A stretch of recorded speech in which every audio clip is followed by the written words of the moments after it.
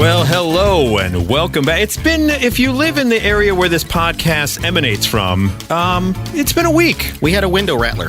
Yes, we did. We did.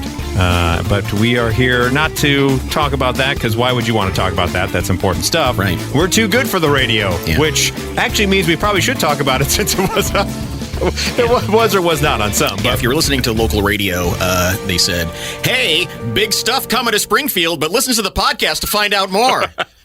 We'll tell you where to go. That's called a teaser in the biz, ladies and gentlemen. But it is the Mike and Molson Too Good for Radio podcast. And Johnny, besides Nugenics, we now have another new sponsor who actually have a commercial for us as good. well. So here we go.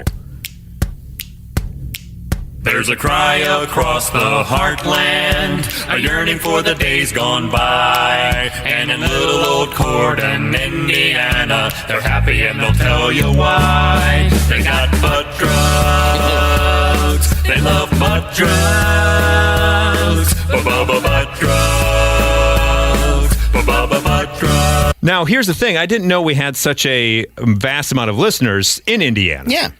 And this is from our fine friends at Butt Drugs. Butt Drugs in Corden, Indiana. Yes, it's an actual drugstore called Butt Drugs. As we continue on, we don't want to interrupt our sponsor's commercial. And they're just leaning into the butt is what they're doing. They are. Wait till you get the great ending. That's our Pardon name. the pun. Butt drugs. I recommend butt drugs for everybody. I can always count on butt drugs. When I think drugs, I think butt drugs. For all my health needs, I turn to butt drugs. You want hometown service and cheap hot coffee and liquor. Now that's the ticket. Because when you're talking about butt drugs, liquor usually leads to butt drugs. You can't tense up. You can tell Walmart, CVS, and Walgreens exactly where to stick it. Butt drugs. We love butt drugs. Butt drugs. Butt drugs won't let you down. Butt drugs. Free parking in the rear. It's free parking in the rear at Butt Where Drugs. else would it be? Yeah, exactly. Butt drugs. I love butt drugs. So thank you to our new sponsor, and Welcome. she'll like it too, Butt Drugs. Ladies to and the gentlemen. family. Yes, welcome to the Mike and Molson Too Good for Radio family. We start the podcast, though, with a couple of losses. Alan Arkin passed away as a recording of this particular podcast. He was a funny guy. Oh, he was so funny. So good. And also, Sue Johansson. For those who don't know, Sue Johansson was Canada's Dr. Ruth. Okay. She hosted a sex show, and she was like a grandma. And she hosted a sex show on like Canadian broadcast television every Sunday night. So everyone's favorite sex grandma has passed away at the age of 93. And I saw a tweet that said, "This loss is on par with the loss of Gordon Lightfoot in Canada."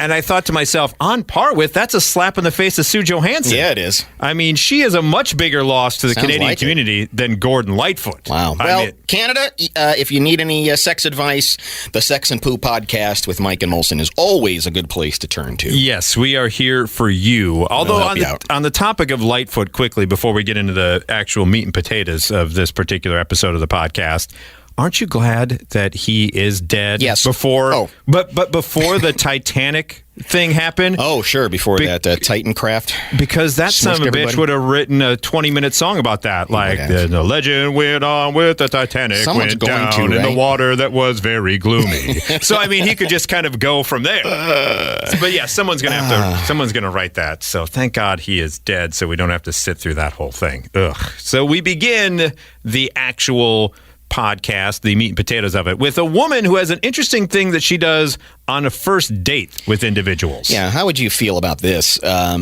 She says, this is her big dating tip.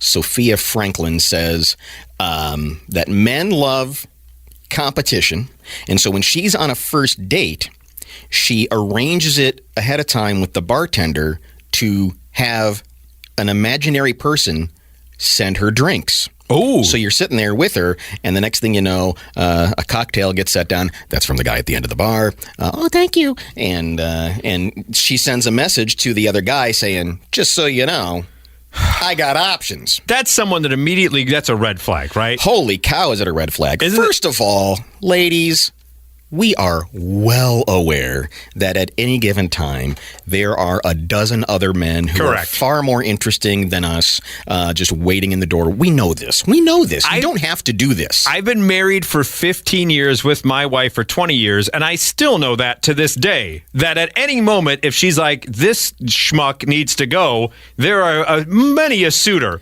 waiting for her.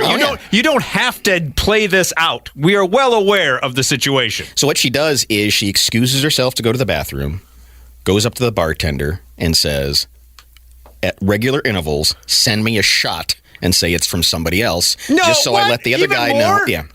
So it's not just the original setup. She then goes and wants more drinks sent to the table?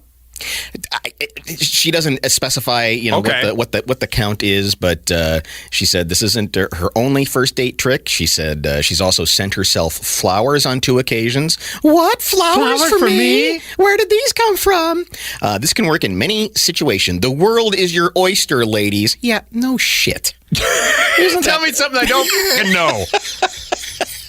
From someone who didn't have sex till he was 21 years old, a little TMI for you, I know the world is the oyster for women, not so much for guys. The women are in the driver's seat. Yes.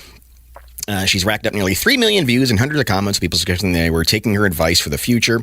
Others took the opportunity to convince they'd pull similar stunts, with one woman admitting she'd asked a man to come over to her table to tell her how pretty she was during the date.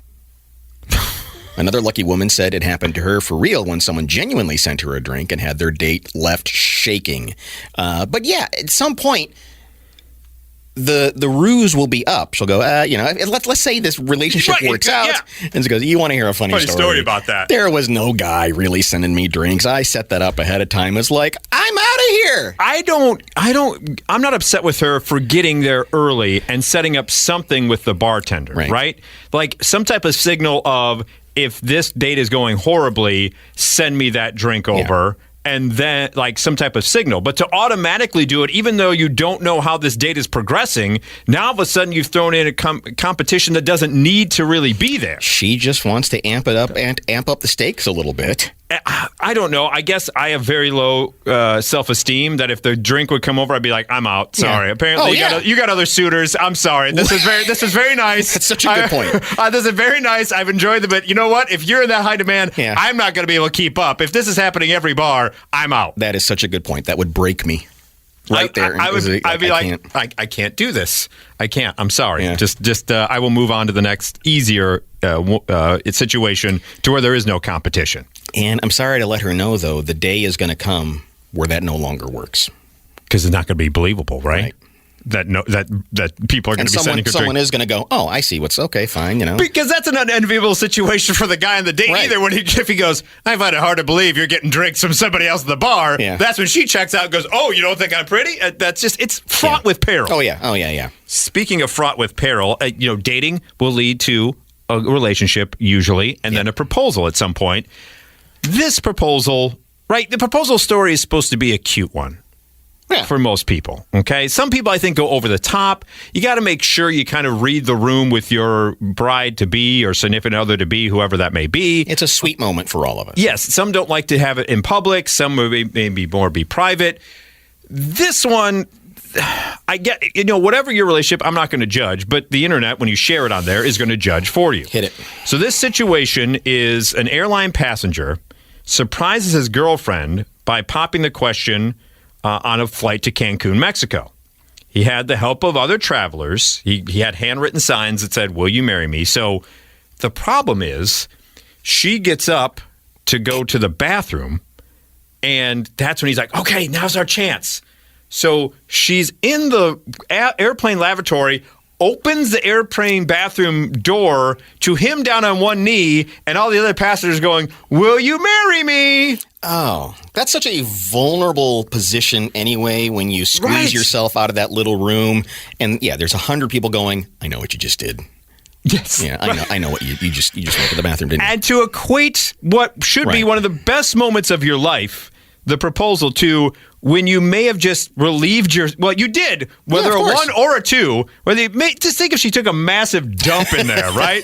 There's the last thing you want after you take a massive dump is someone putting a ring on your finger. Right. And her hand isn't even free because she's still wiping her hands with the paper towel that she walked out of the bathroom. And imagine if she's like, they're out of soap in there. I need some hand sanitizer. It's just a bad play, right? That's true.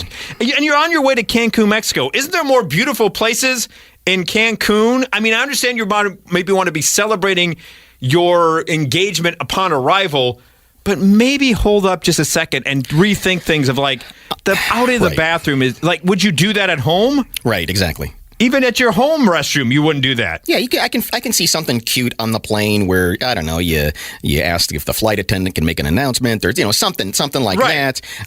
But to just ambush her coming out of the bathroom, that's not. Where, your head's not clear anyway, and you're trying to look. And it's an airplane bathroom. Yeah. It's not even a real bathroom. Right. It's like an eighth of an actual bathroom. Mm-hmm. She's just had to probably kind of hover because some jackass behind her, didn't put the toilet seat up. So she's just had to hover and then use sandpapery type toilet paper and a pump sink. Yeah. And then you go, will you marry me? At her feeling her probably least attractive. Yeah, it's a very vulnerable point when you come out of that bathroom. It's ridiculous. That's absolutely so. Best of luck in your nuptials going forward. Mazel tov. Maybe you do better than David Figueroa, who took to the internet to talk about how he has found out his wife lovingly makes him lunch every night or every day before he goes to work. But after a while of this, he found out that basically the value or how good or bad the lunch is that it gets packed is dependent upon how his wife feels he treated her the previous day. Holy moly. Yeah. In his first video, he noticed his wife's feelings towards him the previous day directly influenced the quality of his packed lunch the next day. The night prior, he was tossing and turning, affecting his wife's sleep, which was reflected in his lunch the next day. She gives me both butt ends of the bread, barely any meat, no cheese, a squirt of something, and barely any mayonnaise because I kept her up too late. He concluded the video with a piece of advice to his viewers, reminding them of the importance of treating their partners well. The lesson learned, good behavior leads to better lunches. In a happier video, he showcased how a fantastic weekend with his wife led to remarkable improvement in his packed meal. He treated his wife to a date night and played video games together, after which he discovered a loaded lunchbox. Got a full sandwich this time, a lot of cheese, a lot of mayonnaise, a lot of mustard, rice cakes, grapes, some nuts, raisin and cheese, electrolytes, water, a granola bar, and my favorite, some energy drinks. What if something happens? I mean, this is, first of all, amazingly passive aggressive. Big time. That's like premeditated. It has all the verbs. Yes. So what happens if, say, the night before they have a big blowout argument and she just puts just tuna on a piece of bread and just throws it in there without any napkins or anything. But I don't know, the next morning they make up and there's flowers and hugging and everything's fine, but the guy still gets a stupid tuna sandwich. Yeah, I didn't think about that or vice versa. Or maybe he realizes, you're right. He wakes up and he's like, God, you know what? I'm going to get some flowers sent to the home. She's so nice to me. And all of a sudden she realizes, she's like, I just gave him like a crappy, stale, old-ass piece of bread or whatever, or a crappy bagel or a bagel that I found in the back of the pantry with mold on it. And now he sent me flowers. Son of a biscuit. Right. And I don't think it should be dependent upon how well you get treated, how well your lunch is. That's an interesting tactic. I would probably game that a little bit and be really nice the night before, and she makes up a nice lunch, and then she hands it to me and says, "Thanks for the lunch, bitch." On your way out.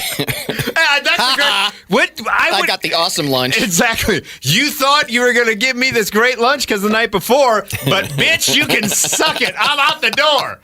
And then she's I'm eating big today. Then she's like, I'll get you tomorrow. Right. But will you? Now I know I'm getting a shit lunch tomorrow, I can pack some extra money. You can game this thing pretty hard. That's pretty cool. Yeah, I don't think it should be dependent upon that. But, if you want to be passive-aggressive that way, go right ahead. I feel like that ends up being, this woman is, if you date the woman from the first story. You're right. Who sends drinks to herself. Lots of conditions. If you end up marrying her, you get conditional lunches depending on how well you get treated.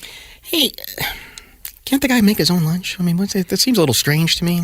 I mean, I pack my wife's lunch in the morning, just because it's forced a habit. That's just what I do. But yeah, I mean, if I didn't, like if let's say I were sick or had a day off and wanted to sleep in, you can figure it out. Like you can pack your own lunch, right? I would feel weird. Of having someone else pack your lunch? Yeah. I mean, it's a cute, nice thing to do. All right. But do you draw a little heart on her napkin when you put it in that? You don't do anything like that? No. Nothing? I Not a note? You know, to slip a little something? No. I mean, I just have the lunch packed. I fill up the water bottle and pick up the lunch. But I'll leave a note behind, like on days when she's off, but I go to work, I'll leave a note behind saying, hey, have a great day and blah, blah, blah, and put that on the computer. You better up your game or she's going to start having drinks sent to herself. That's true. Very much so. I better watch out.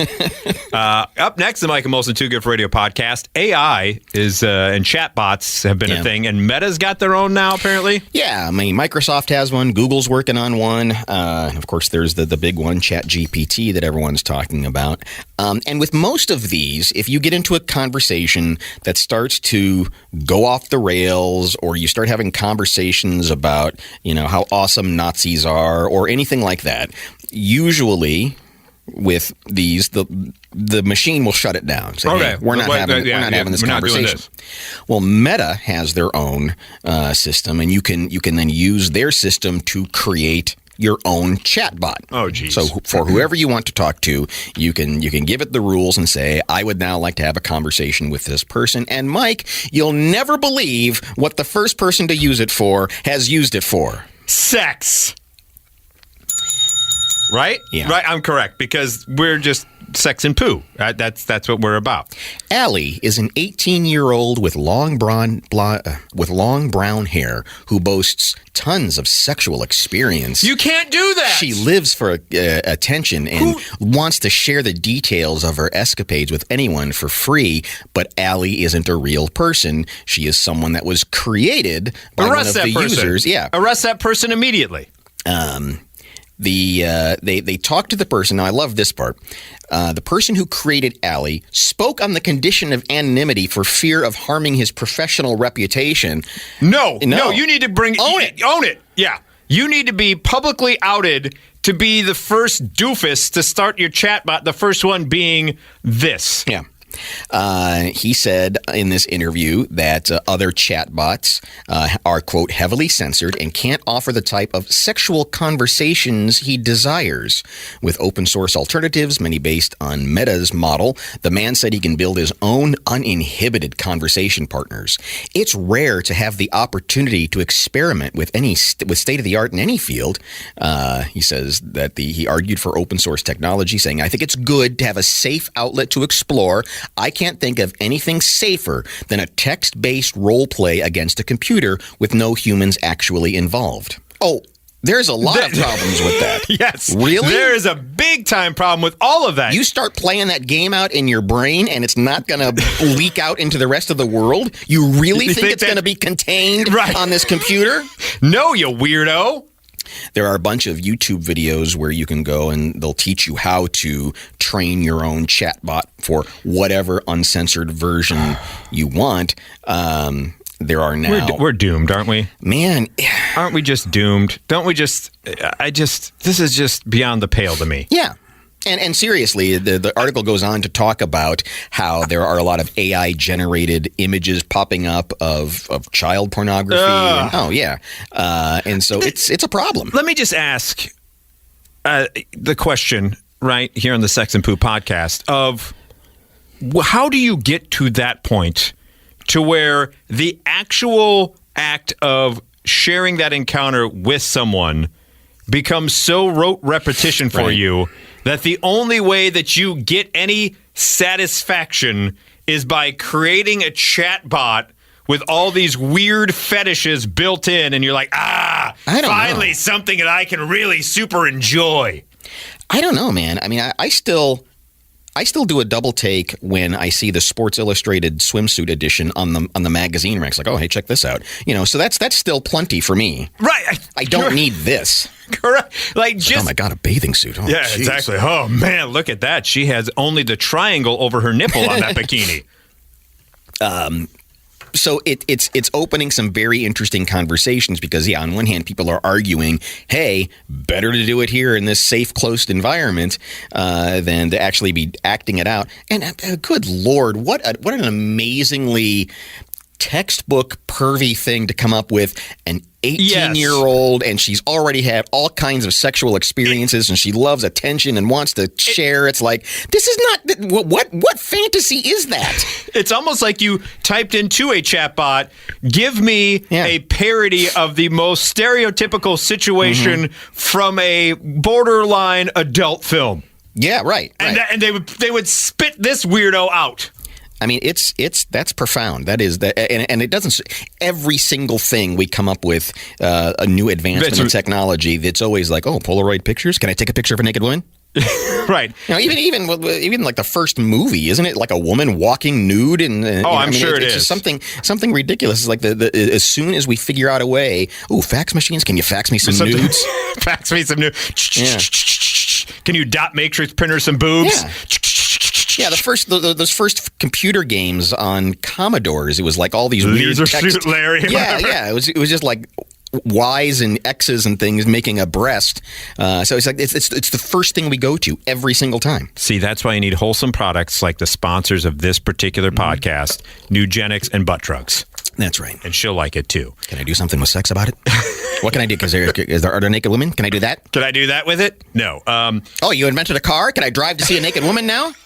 Everything. Light bulbs. I bet I can see more naked women in the dark. And she'll like it too. Apparently in was it South Korea now? We're going to be people there that live there are going to be younger somehow? A new law has been passed in South Korea where pretty much everybody is going to be at least a year younger. Basically, it's now they're now required to use internationally recognized ways of counting age. Okay. There are two traditional methods in South Korea where people are deemed to be already a year old when they're born, taking into account the 9 months you spent in the room. Oh, wow. Oh, wow. Okay. Okay. So they round up immediately when you come out. You're a year. And then the Korean age system also sees people aging by a year on the 1st of January. Oh, God. So everyone has the same birthday, somewhat. In theory, a person born on New Year's Eve will be 2 the following day.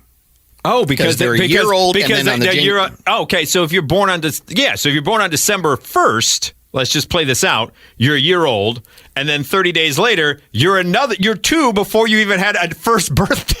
The other method there, called counting age, considers a person 0 at birth, but their age goes up a year every 1st of January.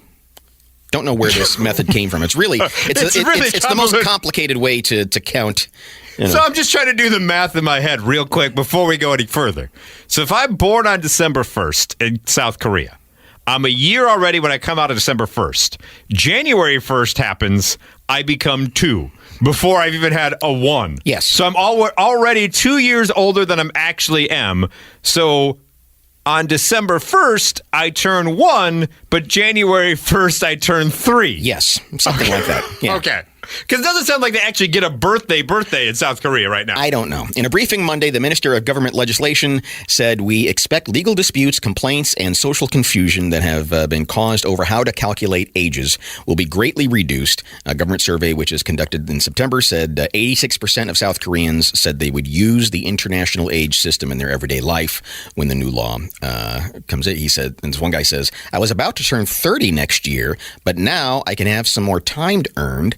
Time earned. Yeah, and I love it, says the 27-year-old office worker in Seoul. God, it's great to feel like I'm getting younger, says Mr. Choi. Of course. Wouldn't you? Can you imagine that just for a moment where you're like, God, I'm about to turn 50.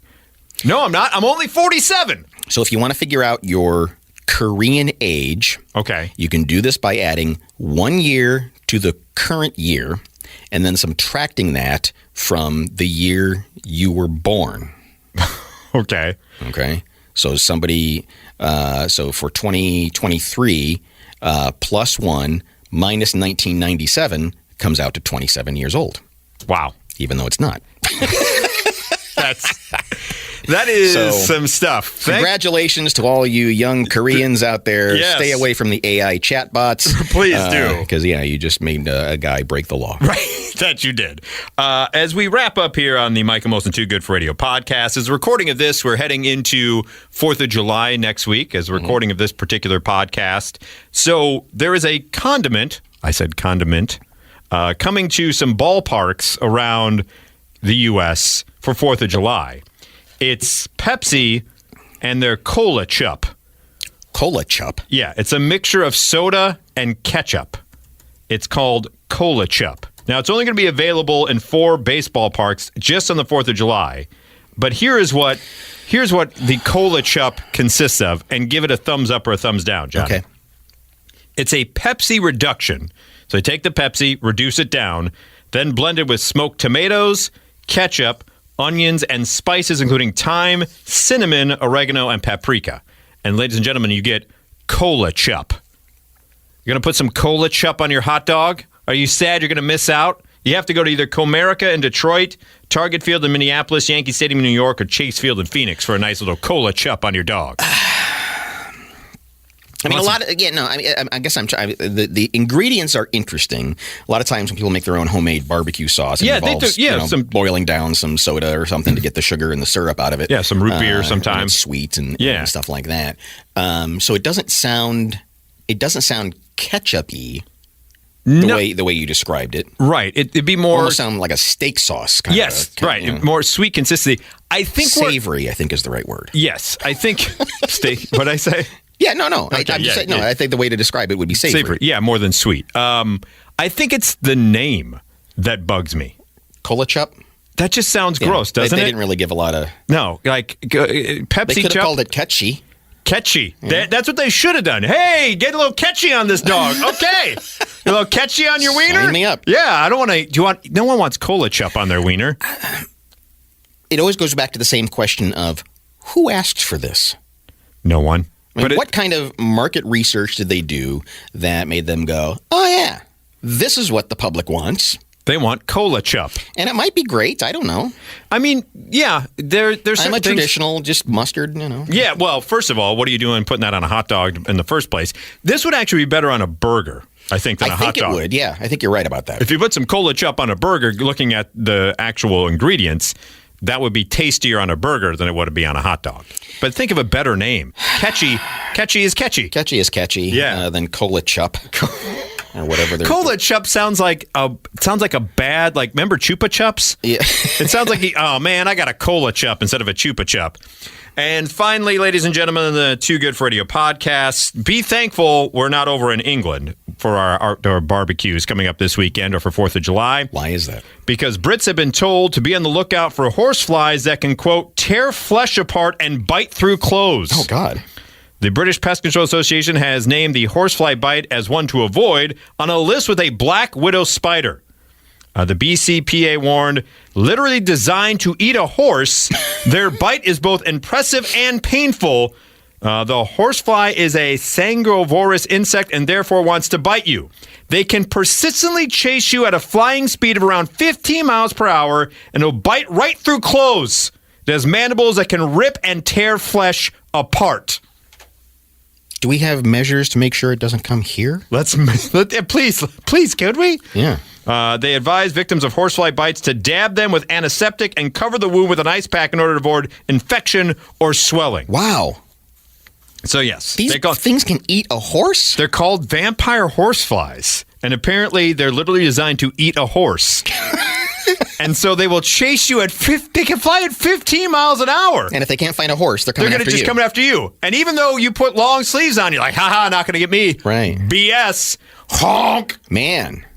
So yes, let's make sure. Let's make sure there's some type of barrier to assure that they can't make it to the U.S. Because the last thing we had death beetles or whatever the hell it was that we had a while back. Now we have vampire. Keep your vampire horseflies over in Britain. Don't allow them across the pond, you a-holes. I was just recently in Arizona, and the people there were talking about these stories about, you just got to, you walk outside, I don't know, sometimes rattlesnakes are in the bush, and there's these javaleras that will come charging at you that are like, basically boars that'll just tackle you and everything. And they're talking about all these tarantulas and scorpions. It's like, man, what you're talking about right now is why I love the Midwest. Correct. There is nothing particularly weird here. No. There's a squirrel once in a while that might or harass maybe you. a skunk will run out and spray you, maybe. But it's not like when you live in, like, on the, out in the wilderness in Colorado or wherever it may be, or North Carolina, when you hear, like, there was a bear in my pool earlier today. Yeah, they were talking about mountain lions walking through their backyard and everything. It was like, what on earth? No, thank you. Why isn't everybody here right now? Exactly. What are you doing out there? Just let it go. I mean, sometimes I'm in Texas and I'll see a scorpion, and it's like, this is not for me. Or a rattlesnake is coming out of your toilet. Right. No, thank you. No. So I love the Midwest. Thank God. It's a very sensible, tame part of the country. Nothing too bizarre. No. You're right. Nothing crazy poisonous. No, it's nice. It's very much just kind of the mayonnaise of the U.S. I can predict what will or won't be in my yard when I walk out. There's nothing. Maybe a raccoon's in my garbage. That's about the extent of it. Kind of annoying, but it's not. Yeah. I don't think I'll die. No. These will kill you. Yes, these will. I don't have to worry about flesh-eating horse flies that will chase me at 15 miles an hour. Most of the world is pretty goofed up. Yes, but the Midwest, we're okay. That's why I like it out here. Okay. Well, everyone have a great weekend. Enjoy your 4th of July as well. And we will be back next week. And a big thank you again to Nugenics and Butt Drugs. And she'll like it too.